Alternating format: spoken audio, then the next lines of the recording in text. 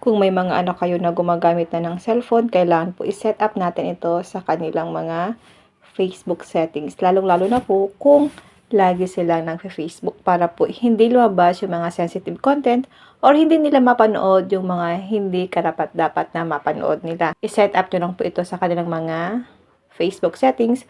Or kung ginagamit po ang inyong mga cellphone, i-set up nyo po ito sa inyong mga Facebook account.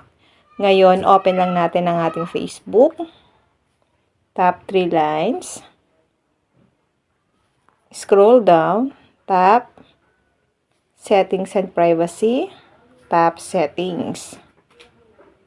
At dito guys, sa Preferences, may makikita kayo dyan na Content Preferences, Notifications, Accessibility, Tab Bar, Language and Region, Media, Time Management, Dark Mode, Camera Roll, Sharing. So, itap lang natin dito ang Content Preferences dito sa Preferences. Tap lang natin ito. Tap Sensitive Content. At dito guys, piliin nyo po dito ang Show List. Then, tap nyo po ang Save. Para hindi po lumalabas yung mga sensitive content sa kanilang mga newsfeed or sa inyong mga newsfeed sa Facebook. Lalong-lalo na po guys kung ginagamit na po ng mga anak natin ang ating mga cellphone or meron na silang kanya-kanyang cellphone.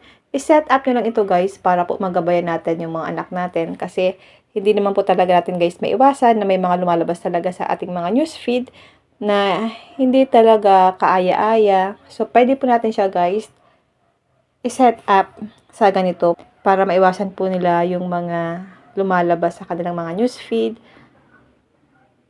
ng mga video na hindi dapat guys makita ng mga bata para po hindi nila gayahin. Okay?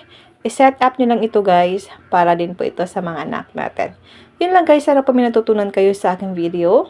Huwag nyo lang pong kalimutan na i-follow ako at i-share ang ating video para malaman din po ng iba kung paano po natin magagabayan ang ating mga anak sa mga sensitive content na lumalabas sa ating mga newsfeed or sa cellphone ng mga anak natin para maiwasan natin ito guys. Okay?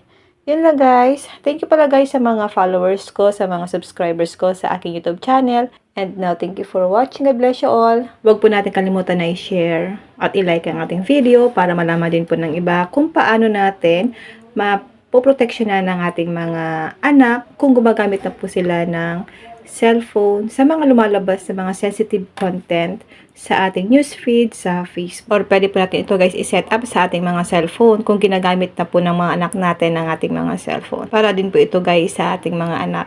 Para mas magabayan natin ang ating mga kids. Although hindi natin nakikita lahat ng mga pinapanood nila dito.